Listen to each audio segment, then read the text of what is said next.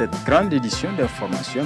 Monsieur, dame, bonsoir. Merci d'avoir choisi la télévision Dunia pour vous informer. C'est une circulation fluide et des conducteurs totalement à l'aise au volant de leur voiture. Page inter de cette édition. Voilà Hugo Chavez quand il s'agit de parler en public. Ces déclarations ont fait le tour du monde. Voilà, ici se referme ce journal.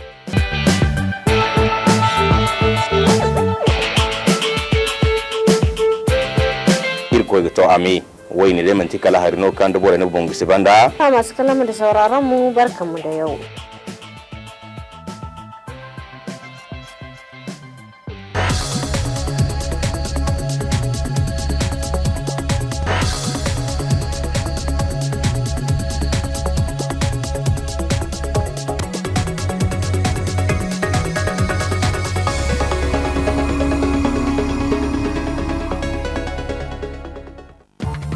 En visite de travail à Paris, en France, le président de la République était ce matin face aux journalistes de TV5, du RFI et du journal Le Monde. Au centre de cet entretien exclusif accordé par le chef de l'État, la situation sécuritaire en Afrique de l'Ouest et au Nigeria en particulier. Célébration ce jour de la journée internationale des musées à Niamey. La dite journée a été mise à profit par le musée national Boubou Hamma pour organiser une journée porte ouverte dans ses locaux. Mesdames et messieurs, bonsoir et merci d'être avec nous pour cette grande édition d'information sur la télévision Dunia. Le président de la République, chef de l'État, Elhadji Issoufou Mahamadou, était ce matin l'invité des chaînes françaises TV5, RFI et du journal Le Monde. Dans cette interview, le chef de l'État s'est largement étalé sur la situation sécuritaire en Afrique de l'Ouest et au Nigeria en particulier. Écoutons un extrait de cet entretien avec le chef de l'État. Ce sommet de Paris est venu au bon moment. Vous savez que Boko Haram, qui a été créé en 2002, a eu, je dirais, une période d'incubation militaire qui a commencé à partir de 2009. Boko Haram a commis beaucoup d'actes, mais le dernier acte qui a scandalisé le monde entier, qui a scandalisé la communauté internationale, c'est cet enlèvement, encore une fois, des jeunes filles innocentes. Après cet enlèvement, il était tout à fait normal qu'on se retrouve ici, à Paris, afin d'harmoniser, de définir une stratégie. Les terroristes ne sont pas dans une perspective de négociation. Tous leurs actes, tout leur comportement le prouvent. Donc il n'est pas question de négocier avec les terroristes. Je pense que tout le monde l'a compris. C'est pour cela que nous avons fait la guerre au terrorisme au Mali. C'est pour cela que la guerre au terrorisme est faite en Afghanistan et partout ailleurs dans le monde, en Somalie. On est en guerre contre le terrorisme. La guerre est totale contre le terrorisme. Il n'y a pas de place pour la négociation avec les terroristes. Et en ce qui concerne Boko Haram, ce que nous avons décidé hier, c'est de mener une guerre sans merci contre ce groupe extrémiste qui commet des actes ignobles, des actes qui déshonorent l'islam, qui donnent une mauvaise image de notre religion, parce que l'islam, c'est pas ça. L'islam, c'est la tolérance. L'islam, c'est le juste milieu. La plupart des musulmans nigériens rejettent ce que fait Boko Haram. Et au Nigeria également, c'est la même chose. Les musulmans du nord du Nigeria rejettent les prétentions de cette secte à imposer sa volonté à l'ensemble du pays. Voilà une interview que vous pourrez suivre en intégralité en partie magazine de ce journal. Cela dit, point de presse ce matin du procureur de la République, Boukari Sali Ibrahim, qui était revenu sur l'interprétation faite sur certains médias privés de la place de l'arrêt numéro 006 de la Cour constitutionnelle par le sieur Boukar Hassan et a attiré l'attention des citoyens, notamment quant au respect strict des lois et règlements de la République. Écoutons le procureur de la République, Boukari Sali Ibrahim. J'ai tenu à vous rencontrer aujourd'hui pour vous faire part d'une situation préoccupante liée au blocage des travaux à l'Assemblée nationale. La Cour constitutionnelle, juridiction compétente pour statuer sur toute question d'interprétation et d'application de la Constitution, saisie par des députés, a rendu plusieurs arrêts, dont le dernier en date du 15 mai 2014, portant numéro 006. Cet arrêt a suscité un commentaire de la part de M. Boubacar Hassan sur les antennes des médias privés qui, sous le prétexte d'un commentaire technique, a déclaré que la Cour constitutionnelle a méconnu l'autorité de la chose jugée à sa propre décision, qu'elle a outrepassé ses attributions constitutionnelles. Vous conviendrez avec moi que l'intervenant est allé trop loin dans son commentaire. Or, que dit notre Constitution en son article 134 ? Les arrêts de la Cour constitutionnelle ne sont susceptibles d'aucun recours. Il lie les pouvoirs publics et toutes les autorités administratives, civiles, militaires et juridictionnelles. Tout jet de discrédit sur les arrêts de la Cour est sanctionné conformément aux lois en vigueur. Notre code pénal, en son article 171, stipule que quiconque aura publiquement, par des écrits, cherché à jeter le discrédit sur un acte ou une décision juridictionnelle dans des conditions de nature à porter atteinte à l'autorité de la justice ou à son indépendance, sera puni d'une peine d'emprisonnement de 1 à 6 mois et d'une amende de 50 000 à 500 000 francs CFA, ou l'une de ces deux peines seulement. Nous ne pouvons donc pas tolérer que dans un état de droit, qu'une institution comme la Cour constitutionnelle et dont les membres ont prêté serment sur le livre saint de leur confession soit traitée de la sorte. D'ores et déjà, les services de la police judiciaire ont été saisis pour diligenter une enquête préliminaire. Les auteurs de ces actes seront traduits devant les juridictions compétentes. Pour finir, je profite pour attirer l'attention de tous les citoyens sur le respect strict des lois et règlements de notre pays. Nous sommes tous attachés à la démocratie, mais l'état de droit a ses exigences qui s'imposent à tous. Autre aspect de ce journal, le musée national Boubou Hama, à l'instar des autres musées du monde, a célébré ce jour des humains, la journée internationale des musées. À cette occasion, une journée porte ouverte a été organisée afin de permettre au grand public d'apprécier les merveilles que regorge le musée national Boubou Hama de Niamey, qui, vous le savez, est une vitrine de la culture et de la faune nigérienne. C'est le premier pavillon du musée national. D'accord? C'est par une visite guidée du musée national Boubou Hama effectuée par les élèves des écoles primaires Banifandou 1 et 2 qu'a débuté cette célébration de la journée internationale des musées. S'en est ensuite suivi une séance de questions-réponses à l'intention des élèves des écoles invitées et dont chacun a reçu un prix d'encouragement.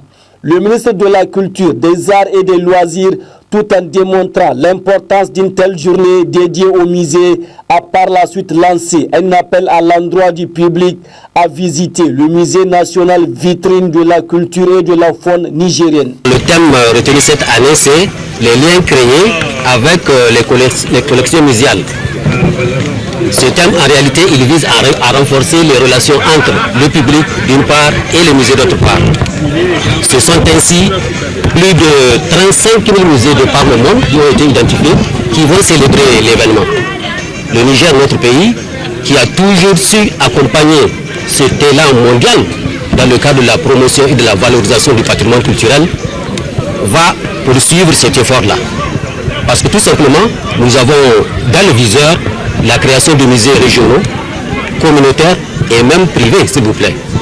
C'est le moment d'inviter la population notamment la communauté scolaire, la communauté estudiantine, la société civile, pour qu'elle vienne avec nous au musée national partager ce moment de bonheur, ce moment 100% culturel. Le président du Conseil international des musées a quant à lui présenté de façon sommaire son institut ainsi que quelques objectifs qui lui sont assignés. L'ICOM est une organisation professionnelle qui se consacre aux professionnels des musées et au développement des musées. L'ICOM a été créé en 1946, donc par l'UNESCO. Quand cette organisation a été créée, il y avait deux objectifs. Le premier objectif, c'est le développement des musées et le renforcement des capacités pour le personnel du musée. Le deuxième objectif, c'est la dégradation des musées et la dégradation des collections. Donc, un certain nombre de personnalités éminentes se sont retrouvées à l'UNESCO en 1946 pour créer le Conseil international du musée. Pour le directeur général du musée national Boubou Hama, cette journée est une occasion pour le public de venir visiter les merveilles du musée. Il a par la suite présenté les différentes manifestations prévues pour la circonstance. C'est une journée que nous célébrons à chaque année et pour montrer la cohésion des spécialistes du musée que nous sommes avec les visiteurs, avec toute la communauté qui entoure le musée. Donc cela se fait ici au Niger comme partout dans le monde. C'est une journée de convivialité, de partage avec tous ceux qui viennent au musée et comme vous le savez, le 18 mai, les portes du musée sont ouvertes à tout un chacun. Donc c'est une journée de fête, de joie pour tout le monde. Des animations culturelles des troupes Farinwata et Lambi-Lamfa ont sanctionné cette journée internationale des musées célébrée chaque 18 mai à travers le monde. Voilà, merci Ima Sebou pour toutes ces précisions. Célébration hier du 10e anniversaire de la société de microfinance Asusu SA, zone de Maradi. La dite célébration est couplée au lancement du guichet de la finance islamique, comme nous l'apprend dans ce compte rendu notre correspondant permanent à Maradi, Alzuma Seni Soumaïla. La célébration du 10e anniversaire de l'implantation du système financier décentralisé Asusu SA et l'ouverture de son premier guichet du volet finance islamique dans la région de Maradi était au cœur de cette cérémonie organisée dans l'arrondissement communal 2 de Maradi par Asusu SA, zone de Maradi.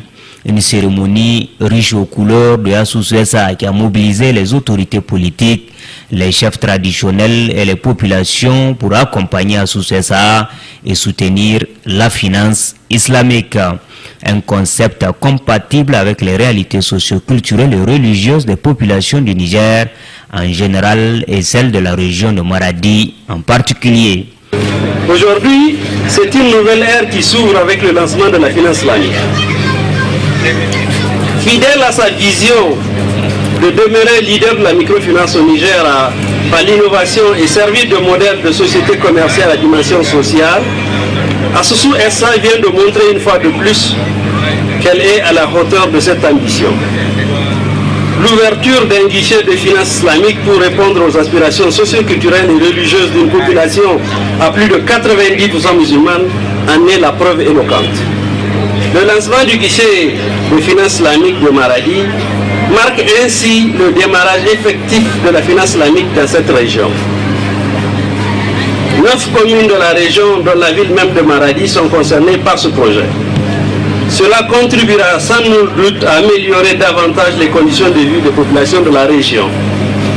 C'est donc un objet de réelle satisfaction, non seulement de voir ce rêve se concrétiser, mais également ce sera une importante contribution pour l'économie réelle de cette région. L'ouverture de cette nouvelle dimension de Asusu SA dans la région de Maradi est tout à fait rationnelle pour le président du conseil régional de Maradi, compte tenu de la monographie de la région de Maradi. Le choix de Maradi n'est certainement pas fortuit quand on sait l'importance économique de cette région et son intérêt pour l'islam. En effet, Maradi est non seulement le poumon économique du Niger, mais également un foyer pour l'épanouissement de l'islam, qui est la religion de plus de 90% des Nigériens. Avec l'ouverture de ce guichet islamique, c'est un mariage qui se célèbre aujourd'hui et nous osons espérer que ce mariage sera prospère et durable, Inch'Allah. À l'occasion de ces 10 ans d'existence de la région de Maradi, Assoussouessa et ses partenaires se sont mutuellement décernés des témoignages de satisfaction. Des témoignages accompagnés par des cadeaux offerts par Assoussouessa à ses plus grands fidèles, suivis d'une visite des locaux du tout nouveau guichet de la finance islamique de Maradi. L'école supérieure du commerce et d'administration des entreprises SKE a accueilli hier à l'aéroport international Diori Amani de Niamey les étudiants du CIFEC d'Abidjan en Côte d'Ivoire. Des étudiants venus passer leur examen de fin d'études pour l'obtention de la licence professionnelle en sciences techniques, comptables et finances. Les explications de Omar Hamma. Ils sont au total 60 étudiants de l'école CIFEC d'Abidjan à effectuer ce voyage d'études au Niger.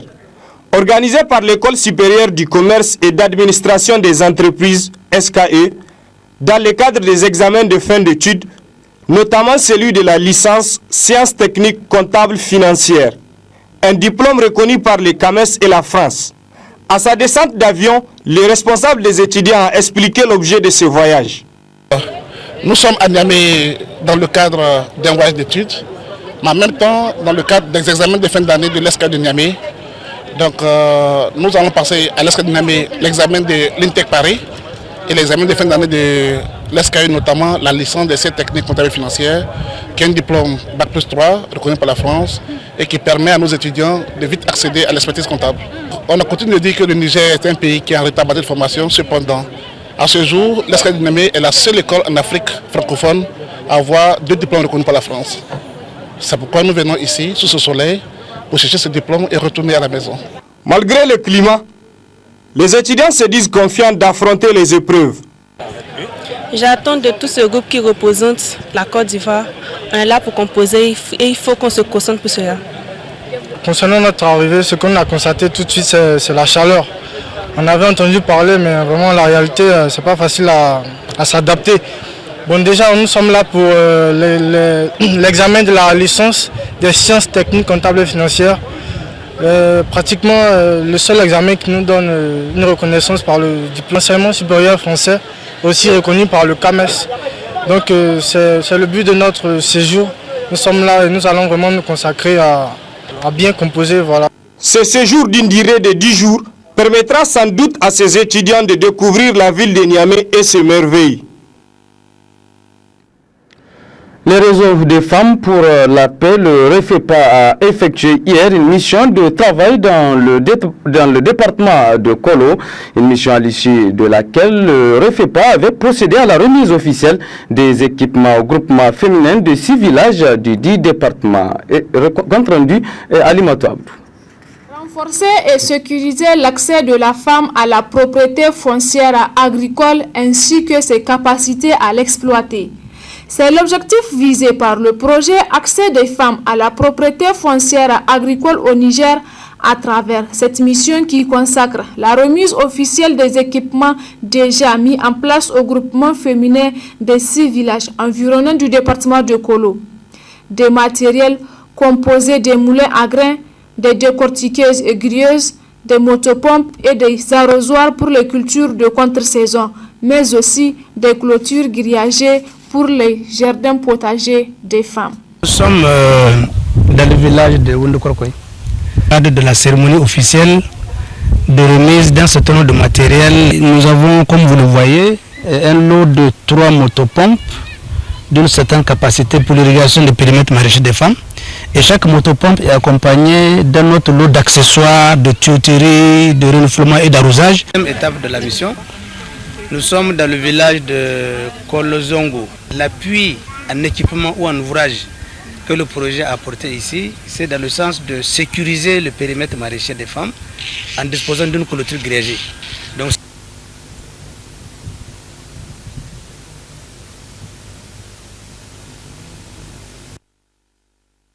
que les femmes pratiquent l'activité maraîchère. C'est donc la 4e étape de la mission de ce matin. Et dans ce village, le projet a équipé le groupement féminin d'un moulin à grains. Donc la 5e étape de la journée, le village de Al-Hoki. C'est le 2e moulin de la journée qui a été mis à la disposition des femmes. Nous sommes en face du groupement féminin de Sébéry. Le dernier appui du projet en date a été donc la mise en place d'un lot de 60 arrosoirs. En réceptionnant ce lot de matériel, les bénéficiaires, très émus par ce geste de REFEPA, ne cachent pas leur entière satisfaction. Aïgouane REFEPA au fond d'Ogoy, quand Nirga, qui s'est irrigé, tonan diga, Zam Almanay no gir hasarau, dir dumi zaidan. Quand il irrigé, tonan diga, ne grillage ni gaba, ibin irgaba, il can dire ce grillage et d'irsi. Soit de sabi, c'est il veut koulougi, c'est. Zamore fait pas boré, itenga hila. Il veut sabinga linga gil boré, c'est. Les femmes des différents groupements féminins des 6 villages du département de Kolo ont longuement échangé avec les membres de la mission sur les préparatifs de la campagne agricole 2013-2014. La mise en place de ces matériels permettra ainsi d'alléger la souffrance de ces vaillantes femmes, mais aussi et surtout leur permettre de mener des activités génératrices de revenus afin de mobiliser des ressources financières qui leur permettront d'acquérir la terre. Suite de ce journal, le réseau de téléphonie mobile RTL Niger en collaboration avec l'ONG Reine Daura a organisé hier au Grand Hôtel de Niamey une soirée de gala. Objectif informer les chefs d'entreprise de l'opération collecte de fonds en faveur de la jeune fille nigérienne. Retrouvons les comptes rendus de Omar Hamma. Excusez-moi. Initié par RTL Niger, en collaboration avec l'ONG Reine Daura, cette soirée de gala vise à mobiliser des fonds au profit de l'éducation des jeunes femmes et filles vulnérables. Depuis son lancement, ce projet a secouru 25 filles. Le directeur général d'RTL Niger a saisi l'occasion pour expliquer l'importance de l'éducation de la jeune fille qui a toujours été une priorité pour son structure. Il y a un an, nous nous engageons dans cette belle aventure d'accompagner des jeunes filles dans leur formation parce que nous pensons que la formation est le gage du développement de tout pays. Mais nous avons pensé aussi trouver le moyen de pérenniser une telle action. Au lieu que ne soit qu'une action ponctuelle, qu'elle puisse être pérenne. Et aujourd'hui, c'est le lancement de cette pérennité parce que seuls nous n'y arriverons pas. Nous ne pouvons y arriver qu'avec l'appui de tout le monde. L'éducation de la jeune fille est aussi l'un des axes prioritaires du programme de la Renaissance. Ce projet consiste à un appui à la scolarité destiné à des filles issues de milieux défavorisés, animées de bonne volonté de poursuivre leurs études. Les récipiendaires de cet appui bénéficient d'une prise en charge intégrale de leurs besoins de jeunes filles, ce qui leur permet de poursuivre leurs études dans de meilleures conditions tout en leur donnant plus d'ambition à aller de l'avant. Votre action, Madame la Présidente, prend en compte une des préoccupations du Président de la République, Son Excellence Issoufou Mahamadou, du gouvernement de la 7e République, à savoir l'éducation et la formation de la jeunesse en général et des filles en particulier. Présentant l'ONG Reine Daura, la Présidente n'a pas manqué de souligner ses objectifs. Il me paraît tout à fait opportun de rappeler dans ce contexte national où la femme nigérienne est à l'honneur, certains engagements de l'ONG Centre Reine Daura par rapport aux événements internationaux et domestiques. Sur le plan national, les femmes sont à l'honneur. Nous tenons donc à saluer l'esprit de la journée de la femme nigérienne qui est née à sa 23e édition. En effet, le 13 mai, journée historique arrachée de haute lutte et l'émanation du militantisme féminin au Niger. Cette date symbolise la détermination des femmes dans le combat contre la discrimination et l'injustice. Le souvenir de cette prise de conscience nous encourage à nous mobiliser davantage pour nos droits et l'amélioration de nos conditions de vie. Il appartient donc aux bonnes volontés de se manifester pour qu'ensemble nous puissions contribuer à améliorer les conditions d'études de la jeune fille nigérienne. Il suffit d'un petit geste.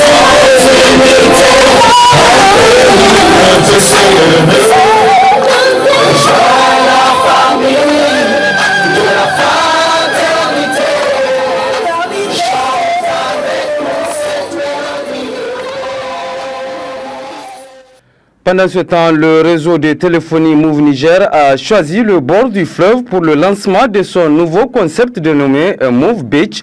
Il s'agit pour la dite compagnie d'être davantage plus proche de sa clientèle, n'est-ce pas, Murtala Zubayrou?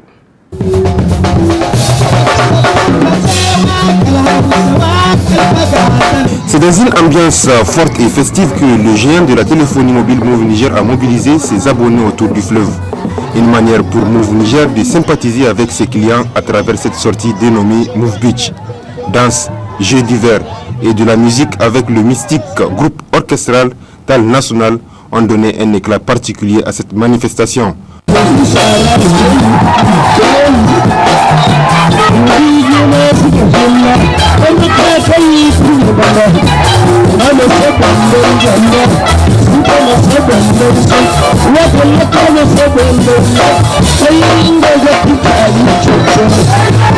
Sido Mokhtar, chef service géomarketing Move Niger, revient sur les objectifs de cet événement. C'est un nouveau concept que Move a mis en place pour pouvoir réunir tous ses abonnés dans un seul coin qui est au bord du fleuve, surtout en ce moment que vous connaissez, c'est une période de chaleur. Donc c'est un nouveau concept, nous sommes à notre 4e édition, nous l'avons commencé depuis le 26 avril. Chaque samedi, on se retrouve ici avec les abonnés. Donc ça veut dire vraiment on est en contact direct avec nos abonnés, on est présent et nous procédons aussi pour distribuer des kits gratuitement à la population de Niamey. La seule condition que nous posons, c'est d'avoir une pièce d'identité. Et comme vous le savez, c'est une exigence du gouvernement. Il y a un décret dans ce sens qui dit que tout abonné doit être identifié. Donc nous faisons de ça notre credo. Et c'est ça qui nous amène. On distribue les kits gratuitement, mais sous présentation de la pièce d'identité. Et nous profitons pour identifier directement les abonnés. Pour sa part, le directeur commercial de la dite société s'est dit très satisfait de cet événement vu la mobilisation de cette grande foule. Sur ce concept, comme vous le constatez sur le site, il y a énormément de personnes, des familles, femmes, enfants, parents qui sont tous là. Et c'est une grande satisfaction pour Move, à travers ce concept de Move Beach, de mettre à profit les plages de la ville qui étaient jusque-là inexploitées pour le bien-être des populations. Nous pensons que cette première saison de Move Beach, qui est une phase test, le sera encore plus pour l'année prochaine. Comme vous le savez, nous entrons de plein pied dans la période des saisons de pluie. Donc il ne sera peut-être plus bientôt question de plage, mais l'année prochaine, nous ferons mieux que ça, car nos abonnés et le grand public nous le demandent fortement.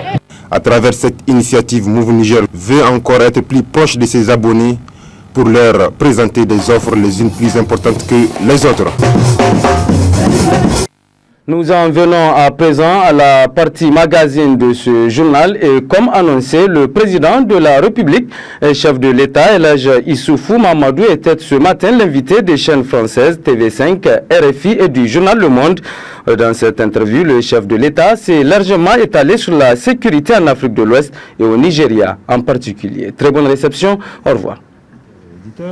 Sommet de crise autour d'un événement tragique, l'enlèvement de ces dizaines, pratiquement centaines de lycéennes au Nigeria par une secte fondamentaliste islamiste, Boko Haram. Vous étiez avec les présidents du Niger, Cameroun, du Bénin, du Tchad autour de François Hollande pour tenter de trouver une solution. Nous allons faire un rappel de cette situation avec quelques images et donc commentaires. Je voudrais tout d'abord vous demander, nous voudrions vous demander si vous avez des nouvelles de ces lycéennes, si vous savez où elles sont, si vous, dans le cénacle de ce sommet, vous avez des informations que nous n'avons pas. Vous savez où elles sont, vous savez dans quelle situation elles se trouvent? Malheureusement, on ne sait pas de manière précise où sont les jeunes filles enlevées par Boko Haram. Au mois d'avril, il y a de cela à peu près un mois. Mais ce dont on est sûr, c'est qu'elles sont toujours au Nigeria. Mais où au Nigeria, c'est cela qu'on ne sait pas. Et je pense que les discussions qu'on a eues hier à l'occasion du sommet auquel vous venez de faire allusion nous ont permis en tout cas de mettre en place un certain nombre de mesures qui puissent nous permettre à terme de les retrouver et de les libérer. Alors nous allons poser beaucoup de questions autour de leur situation, des moyens d'action, négociations, actions militaires, quelle opération. Tout d'abord, rappel des faits autour de cette situation, rappel de ce qu'est Boko Haram, et puis les commentaires que vous aviez il y a encore très peu de temps. C'est le visage de Boko Haram. À la tête de cette secte terroriste, Abubakar Sheko prône l'application stricte de la charia au Nigeria. Au nom du rejet de l'éducation occidentale, plus de 3600 tués depuis 2009, en majorité des musulmans, femmes et enfants compris. Mais c'est l'enlèvement de près de 300 lycéennes nigérianes qui soulève une indignation planétaire. Boko Haram menace de les vendre ou les marier de force et exige la libération de prisonniers. Les personnalités du monde, dont Michelle Obama, se mobilisent. Les familles nigérianes peuvent désormais compter sur les experts étrangers venus à l'aide du Nigeria et de son président. Ils ne peuvent emmener ces filles nulle part, ils n'ont nulle part où se cacher. Nous devons travailler avec la communauté internationale qui est résolue à nous aider pour ramener les filles chez elles. Le président nigérian veut prolonger l'état d'urgence décrété depuis mai 2013 au nord-est du pays. Boko Haram frappe aussi plus au sud, jusque dans la capitale Abuja, mais aussi dans les pays voisins. Les frontières ne les arrêtent pas, au contraire, par elles transitent des armes. Boko Haram pénètre au sud du Niger ou à l'ouest du Tchad. Au nord du Cameroun, ils prennent des otages occidentaux. Leurs actions provoquent des déplacements de population et menacent l'ensemble de la sous-région, selon les experts. Les militants de Boko Haram s'enfuient, franchissent la frontière et essaient de constituer des bases arrières au Cameroun. Boko Haram n'est qu'un élément de la nébuleuse djihadiste en Afrique. Al-Qaïda au Maghreb islamique et les Shebabs somaliens forment deux pôles, avec au centre les signataires du sang, des mouvements intégrés au djihadisme international. Le Sahel, zone tampon entre plusieurs États, sert de base arrière aux djihadistes d'AQMI. Ici prospèrent tous les trafics, dont celui des otages. Après la guerre en Libye, les armes prolifèrent. Au Nord Mali, les salafistes supplantent la rébellion Touareg de janvier 2012. La France intervient militairement avec le soutien des États voisins, dont le président du Niger. Nous allons en guerre. Une guerre qui nous est imposée par des terroristes et des trafiquants en tout genre. Une guerre injuste. Cette guerre, nous la gagnerons. La guerre n'est pas terminée. Les fronts du djihad continuent de poser une menace pour la sécurité régionale et globale. Mamadou Issoufou, on vient de vous entendre. Cette guerre, disiez-vous, voici quelques jours, nous allons la gagner. Au lendemain de ce sommet à Paris avec vos homologues donc des pays voisins, est-ce que vous confirmez cela? Est-ce que la voie passe par une action de guerre ou par la négociation? Mais écoutez, les terroristes ne sont pas dans une perspective de négociation. Tous leurs actes, tous leurs comportements le prouvent. Donc il n'est pas question de négocier avec les terroristes. Je pense que tout le monde l'a compris. C'est pour cela que nous avons fait la guerre au terrorisme au Mali. C'est pour cela que la guerre au terrorisme est faite en Afghanistan et partout ailleurs dans le monde, en Somalie, mais en guerre contre le terrorisme. La guerre est totale contre le terrorisme. Il n'y a pas de place pour la négociation avec les terroristes. Et en ce qui concerne Boko Haram, ce que nous avons décidé hier, c'est de mener une guerre sans merci contre ce groupe extrémiste qui commet des actes ignobles, des actes qui déshonorent l'islam, qui donnent une mauvaise image de notre religion, parce que l'islam, c'est pas ça. L'islam, c'est la tolérance, l'islam, c'est le juste milieu, et tous les musulmans, parce que vous savez que le Niger est un pays musulman pratiquement à 100%, la plupart des musulmans nigériens rejettent ce que fait Boko Haram, et au Nigeria également, c'est la même chose. Les musulmans du nord du Nigeria rejettent les prétentions de cette secte à imposer sa volonté à l'ensemble du pays. Sophie Melibo, RFI. Est-ce qu'il n'y avait pas un risque à tenir une opération aussi médiatique que ce sommet à Paris, très visible, à donner de la visibilité, à donner une notoriété aux leaders de Boko Haram qu'il n'avait pas jusqu'à présent? Non, je ne le pense pas. Je pense que ce sommet de Paris est venu au bon moment. Vous savez que Boko Haram, qui a été créé en 2002, a eu, je dirais, une période d'incubation militaire qui a commencé à partir de 2009. Boko Haram a commis beaucoup d'actes, mais le dernier acte qui a scandalisé le monde entier, qui a scandalisé la communauté internationale, c'est cet enlèvement, encore une fois, des jeunes filles innocentes. Après cet enlèvement, il était tout à fait normal qu'on se retrouve ici, à Paris, afin d'harmoniser, de définir une stratégie. Mais il y a 2 ans au Nigeria, il y avait déjà à peu près les mêmes leaders réunis autour de la même question. Qu'est-ce qui s'est passé dans les 2 dernières années? Dans les 2 dernières années, ce qui s'est passé, comme je l'ai dit, il y a eu un développement. Il y a eu un développement des activités militaires de Boko Haram et les attaques contre l'armée nigériane, les attaques contre les églises, les attaques contre le siège des Nations Unies, une radicalisation effectivement de Boko Haram. Et il est temps maintenant que tout le monde se mobilise pour arrêter cette avancée de Boko Haram. Christophe, vous parlez de guerre, mais ce sommet, les résultats du sommet ne ressemblent pas aux résultats d'un conseil de guerre non plus. Il y a qu'est-ce qu'il y aura? Il y aura une démarche auprès du Conseil de sécurité des Nations Unies, inscrire Boko Haram sur la liste des organisations terroristes, ça ne fait pas gagner une guerre, ça. Est-ce que l'on peut raisonnablement penser que les États de la région vont coopérer pour lutter contre la secte? Vous savez, le sommet quand même a abouti à des conclusions très importantes. Ces conclusions ont porté sur la nécessité de mettre en place une mutualisation des capacités de renseignement des pays du bassin du lac Tchad. Vous y croyez? J'y crois très fermement.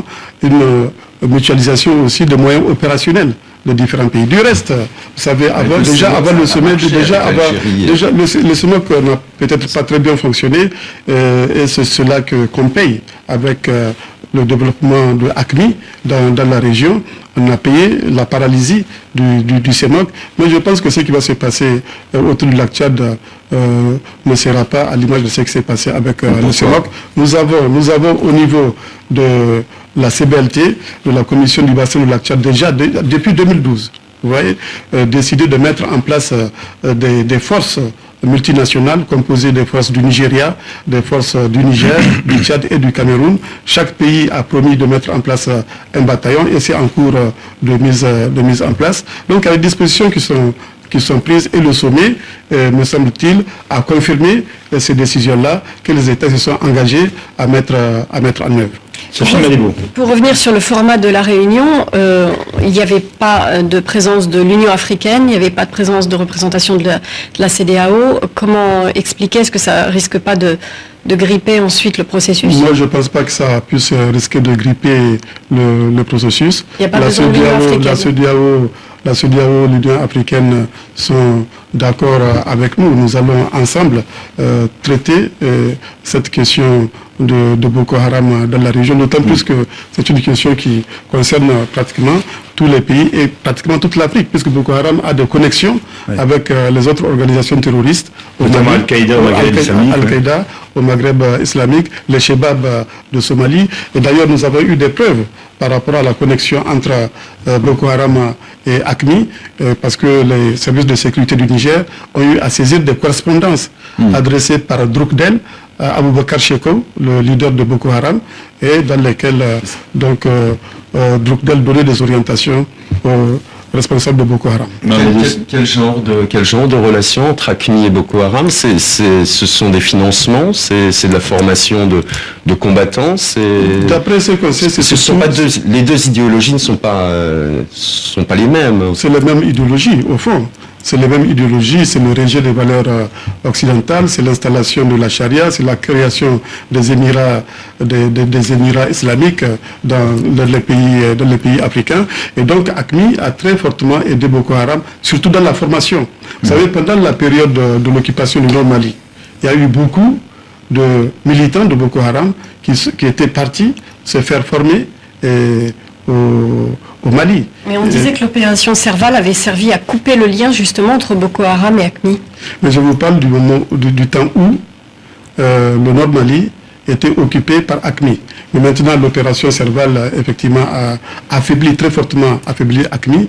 Et actuellement, on ne pense pas qu'il y ait des relations entre Boko Haram et le débris des terroristes de l'AQMI qui restent encore au Mali. On voit dans le petit rappel qui vient d'être présenté qu'au fond, le terrorisme, naturellement, se joue des frontières. L'une des difficultés de la réponse que les États tels que les vôtres apportent lors de sommet de Paris, c'est que, au contraire, chacun des États, au fond, clive un peu ses frontières. Il n'y a pas de dialogue, on peut le dire ici beaucoup, entre le Nigeria et le Cameroun. Il n'y a pas les forces de l'ordre ne peuvent pas faire de suite. Est-ce qu'il faut, à chaque fois que vous veniez à Paris, pour vous parler des chefs d'État de cette région? Non, on s'est parlé entre nous avant de venir à Paris. Mais se parler, mais agir. C'est pas incompatible. Se réunir à Paris et puis se réunir en Afrique entre nous, c'est pas incompatible. Qu'est-ce que ça je pense que déjà entre nous, je le rappelle, on a fait des réunions au niveau de la commission du bassin du lac Tchad. Et à ce niveau-là, on a eu à traiter des questions sécuritaires. On avait décidé de mettre en place, excusez-moi, je le rappelle, de mettre en place une force multinationale composée de bataillons de différents pays. On avait déjà décidé également à cette occasion de renforcer notre coopération au plan sécuritaire. Mais maintenant qu'on se retrouve à Paris, moi je pense que cela est important dans la mesure où nous avons besoin aussi de la France. Vous avez besoin des États-Unis, de militaires, vous avez besoin de renseignements. Qu'attendez-vous de Paris aujourd'hui? Nous avons besoin des États-Unis, nous avons besoin des Américains ou de la Grande-Bretagne, surtout dans le domaine du renseignement.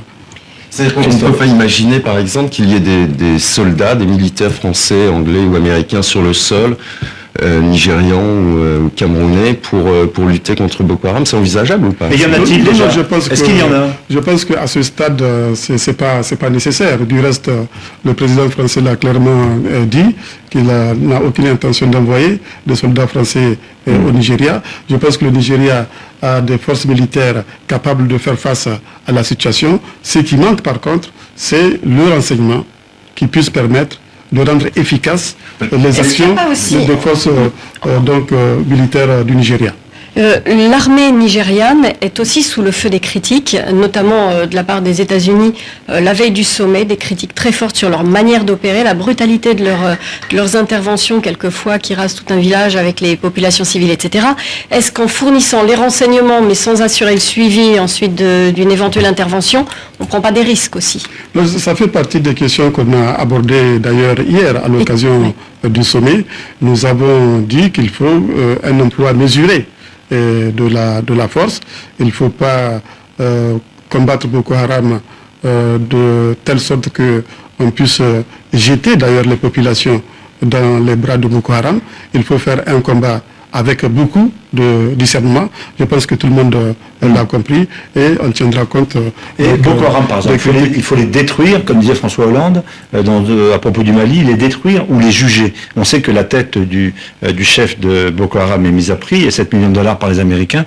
Qu'est-ce qu'il faudrait faire? Les détruire physiquement? Il faut les détruire tant qu'ils ont les armes à la main. Maintenant, s'ils déposent les armes, on les enverra en prison, on va les juger conformément aux lois. Mais tant qu'ils ont les armes à la main, l'objectif doit être leur destruction. C'est pour cela qu'on est déterminé à mener une guerre totale contre ce groupe terroriste.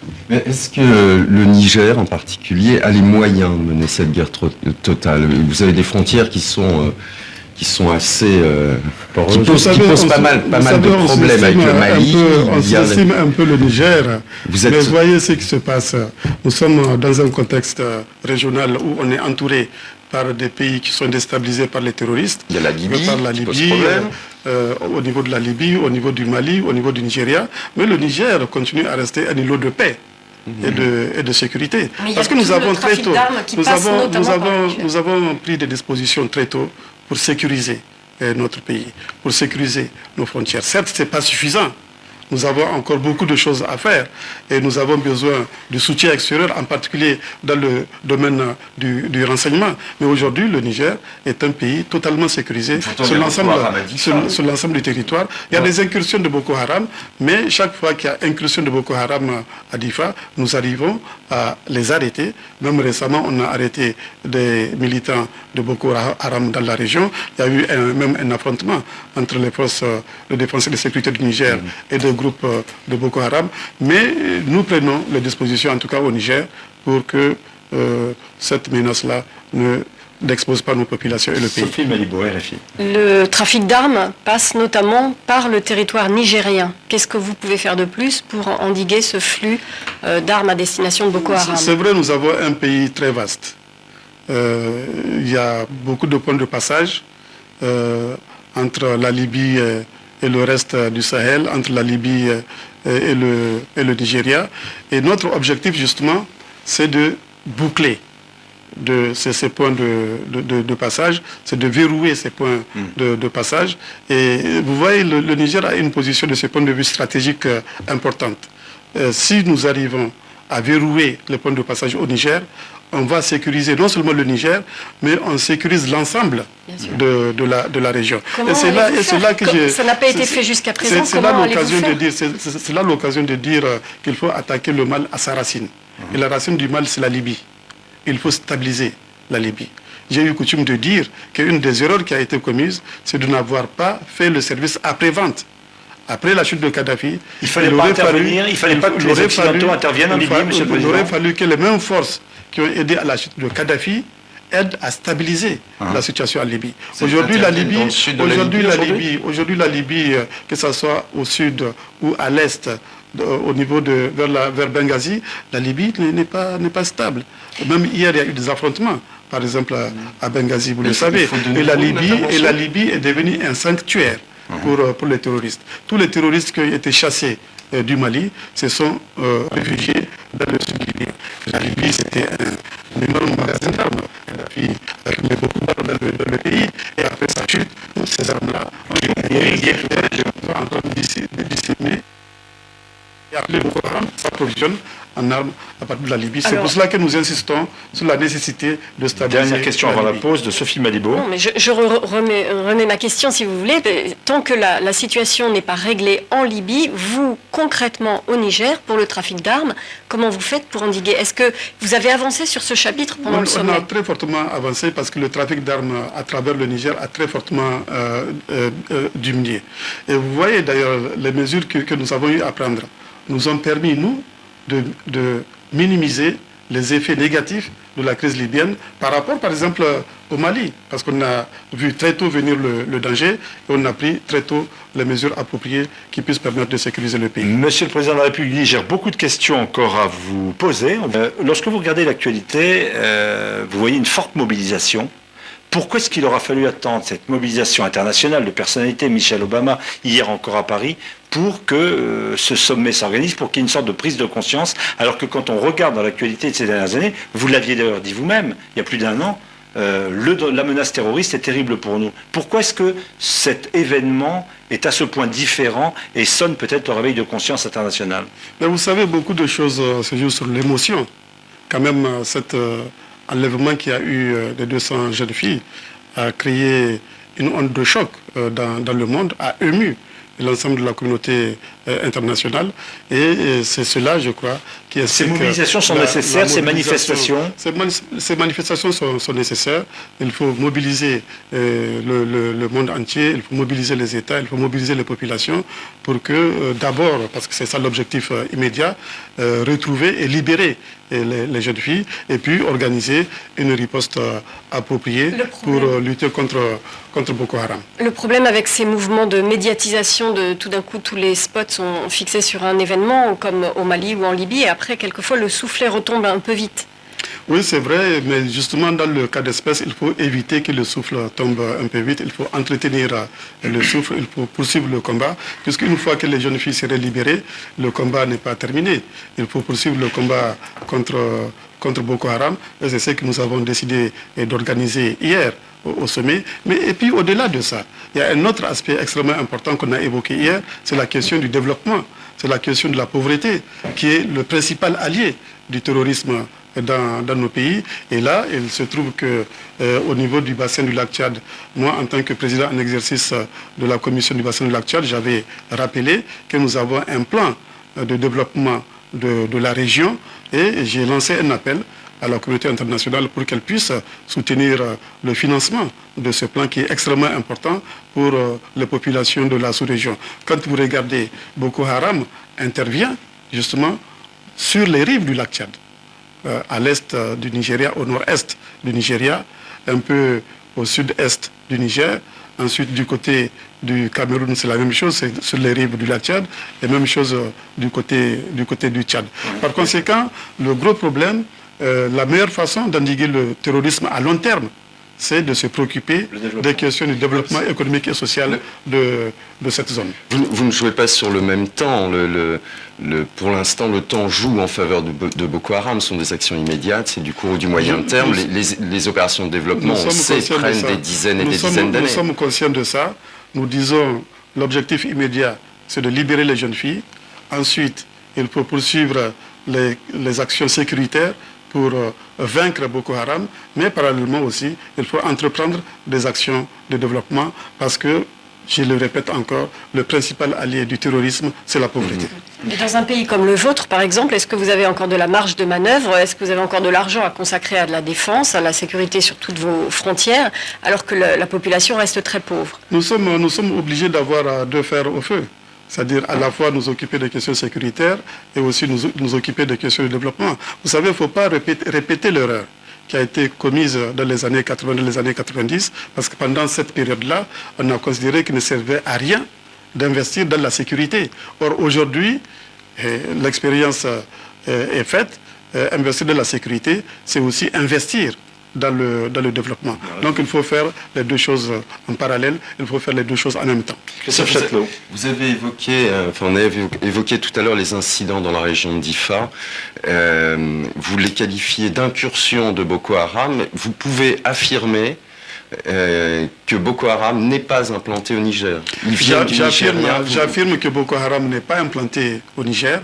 Ils viennent du Nigeria parce que chaque fois qu'il y a des affrontements entre Boko Haram et l'armée nigériane, Boko Haram vient se réfugier au Niger, et au Niger également, nos forces de défense et de sécurité les neutralisent. L'opinion publique peut-être a du mal à comprendre qu'un pays aussi important que le Nigeria, quelques 50 millions d'habitants, une armée, etc., puisse ne pas savoir où se trouvent ces jeunes filles. Comment se fait-il, alors que on sait que lorsque des otages occidentaux, par exemple, sont détenus, on sait à peu près dans quel village ils se trouvent.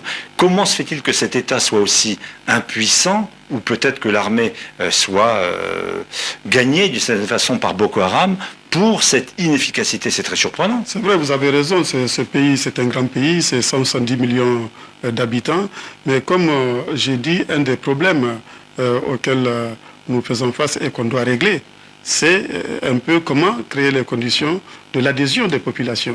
Mais l'armée n'est pas infiltrée, l'armée du Nigeria par exemple, elle n'est pas infiltrée par Boko Haram, elle n'a pas des renseignements? Je n'ai pas d'éléments par rapport à cet aspect, mais ce qui est important, c'est le contrôle de la population. Boko Haram cherche à intimider les populations. Pour en avoir le contrôle, nous devons mettre en œuvre des mesures qui puissent permettre que les populations adhèrent au combat que nous menons. Et je pense que nous allons y arriver parce que nous avons décidé d'ailleurs hier de mobiliser les leaders religieux modérés du nord Nigeria et de l'ensemble de nos pays, de mobiliser les chefs traditionnels de nos différents pays. Parce qu'il faut se rappeler, historiquement, en fait, l'islam dans nos régions a toujours été un islam modéré. Parce que historiquement, la première émergence des mouvances islamiques, c'était au début du 19e, fin du 18e, début 19e siècle, avec Ousmane Danfodio qui a créé cet empire de Sokoto et qui a pu mettre en place une espèce d'islam notabilisé, islam attaché au pouvoir traditionnel, islam attaché aussi au pouvoir moderne.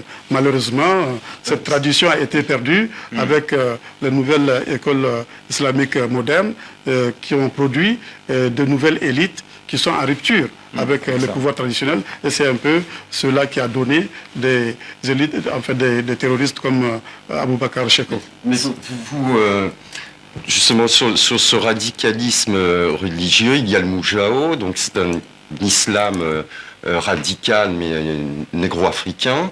Il y a Boko Haram. Est-ce que c'est une tendance qui est en expansion ou alors est-ce que c'est des choses qui existaient mais qui étaient moins visibles auparavant? Est-ce que c'est une menace en croissance? Vous savez, au Nigeria, par exemple, il y a eu depuis les années 70, et c'est à cela que je faisais allusion, une rupture au niveau même de l'enseignement islamique entre l'école coranique traditionnelle et la nouvelle école moderne qui a été mise en place, qui a formé de nouvelles élites et qui a abouti également sur la création de mouvances islamiques qui avaient chacune son interprétation de l'islam. Il y a eu au Nigeria, actuellement au Nigeria d'ailleurs, il y a 3 mouvances islamiques. Mais 2 mouvances ont été, je dirais, notabilisées. Et malheureusement, Boko Haram a versé dans le radicalisme. Et c'est pour cela qu'il faut voir aussi du côté de l'enseignement islamique qui est dispensé dans nos différents pays. Et Boko Haram dispose de fonds manifestement très importants. Ils ont une très lourde puissance de frappe. Jusqu'où vous remontez la chaîne du financement de Boko Haram? Vous savez qui sont les responsables à part les pillages, le fruit des pillages, du braquage des banques, etc. Il y a des fonds. Nous pensons que c'est ça la source de financement de Boko Haram. Il n'y a pas des financements de l'extérieur. C'est toutes ces actions que vous venez de signaler. Et les monarchies du Golfe. Toutes ces actions que vous venez de signaler, les raquettes, les attaques des banques, la prise d'otages, l'intimidation des hommes d'affaires du Nigeria, auxquels Boko Haram impose parfois de payer un impôt forcé. Maintenant, il semble qu'il y a des ONG aussi qui interviennent dans nos pays, et ces ONG peuvent être aussi des sources de financement. Il y a un problème de traçabilité. Il y a un problème de traçabilité des fonds de ces ONG, par exemple? C'est vrai qu'il y a un problème de traçabilité de fonds, mais ces ONG interviennent pour financer des actions apparemment pacifiques. Maintenant, il faut que les États soient davantage vigilants et vérifient la destination finale des fonds qui sont mis à la disposition par ces ONG. C'est une guerre de religion, ce que vous décrivez ou pas? Non, une guerre de religion, en tout cas... Concurrence entre différentes tendances de l'islam? Non, pour l'instant, Boko Haram a cet objectif, c'est de mettre en place un État islamique au nord Nigeria. Donc l'objectif est politique. L'objectif de Boko Haram, c'est de contrôler, de prendre le pouvoir politique au Nigeria. Donc ce n'est pas qu'une guerre de religion, une fraction de l'islam contre une autre, ou bien l'islam contre le christianisme. Non, Boko Haram a des objectifs politiques. On a le sentiment d'avoir un peu changé d'ère ou d'époque avec ce qu'il est convenu d'appeler le printemps arabe. L'Occident a regardé avec beaucoup d'espoir au début un certain nombre d'hommes forts ou de dictateurs qui étaient renversés par la rue. Et vous disiez et vous dites, attention, c'est pas forcément de cette façon qu'on installera des régimes plus démocratiques. Vous maintenez cette inquiétude? Absolument, je maintiens cette inquiétude, surtout au regard des conséquences que le printemps arabe a eues sur notre région, sur le Sahel. La situation au Mali, quelque part, c'est une conséquence de ce qui s'est passé en Libye, donc c'est une conséquence du printemps arabe.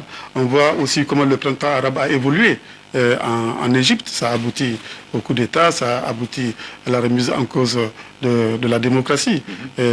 On ne sait pas ce qui va se passer en Libye, mais pour l'instant, la Libye n'est pas stabilisée.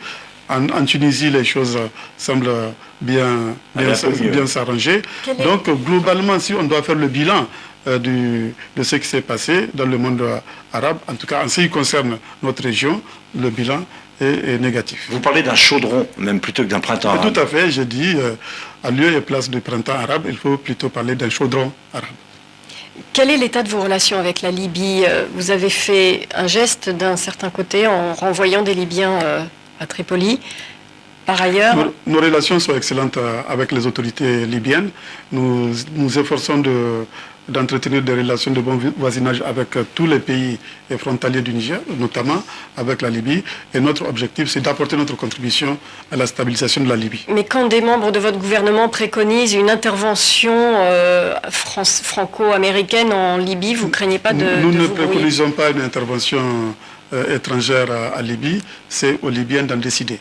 Mais nous sommes prêts à travailler, à collaborer avec les autorités libyennes pour les aider à stabiliser le pays. Parce que tant que la Libye restera déstabilisée, nous courons des risques de déstabilisation dans le Sahel. Mamadou Issoufou, nous voudrions parler, donc président de la République du Niger, nous voudrions parler de votre pays, nous avons parlé de cette menace terroriste. La transition, c'est peut-être de dire que ce terrorisme, il pousse sur un terreau, celui de l'extrême pauvreté, de la misère. Votre pays est l'un des plus pauvres au monde. Quand on regarde la carte des potentialités, on est au contraire surpris, ce sont des pays très riches, leur sous-sol est riche, il y a des potentialités énormes.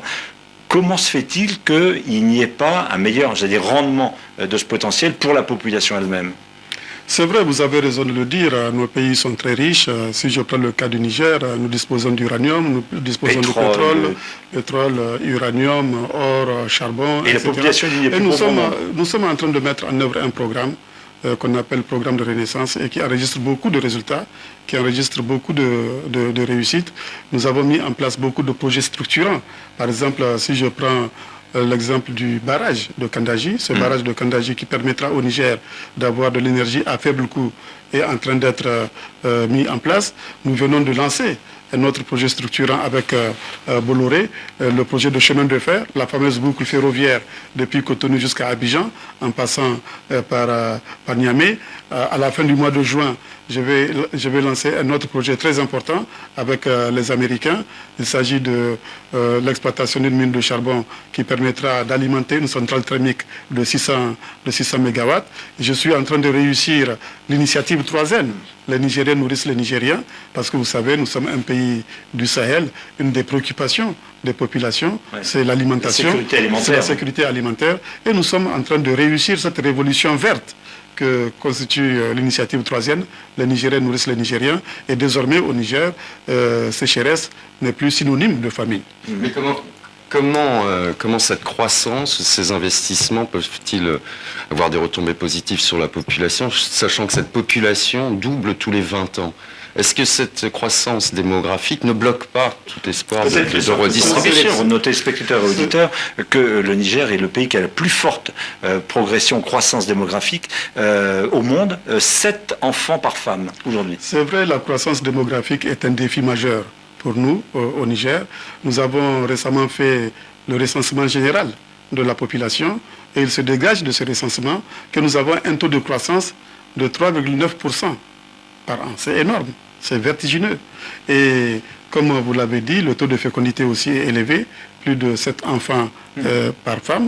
Donc nous sommes engagés à créer les conditions, à créer les conditions de la maîtrise de la démographie, parce qu'avec un tel taux de croissance, pour accroître le PIB par habitant, il faut avoir des taux de croissance de 8, 10, 15%, avec un taux de croissance de la population de 4%. Alors dans combien de temps la population verra-t-elle les dividendes de ce que vous promettez? Vous êtes au pouvoir depuis 3 ans. Mais la population a déjà des dividendes de ce qu'on promet. Il y a déjà plus d'éducation au Niger, il y a déjà plus de santé au Niger, les gens arrivent à manger à leur faim. On a fait reculer la famine, on a même été félicité par la FAO en 2012-2013. Nous sommes en train de mettre en œuvre un programme qui a beaucoup de réussite, mais le défi démographique est un défi majeur pour nous.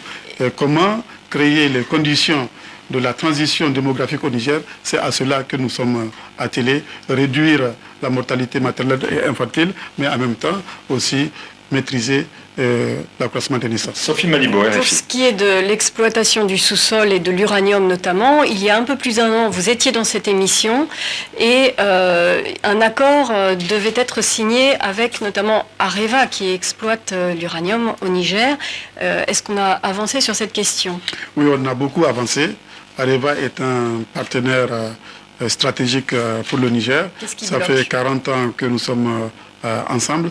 Mais pour l'essentiel, nous avons trouvé des points d'accord sur les questions essentielles et très prochainement, à Niamey, nous allons signer un accord avec Areva, un accord équilibré entre Areva et le Niger. Vous vouliez que donc Areva contribue plus au niveau de la redevance. Vous voulez que cette redevance soit beaucoup plus... Notre objectif, c'est de renforcer le partenariat avec Areva, mais il faut que ce partenariat soit équilibré. D'ores et déjà, vous aviez promis également que le gisement d'Imouraren serait en fonction avant la fin de votre mandat. On sait d'ores et déjà que un retard important est pris, ça risque de ne pas se faire. Oui, tout simplement parce que la mise en exploitation d'un gisement dépend du marché. On ne va pas produire sans pouvoir vendre. Donc nous sommes en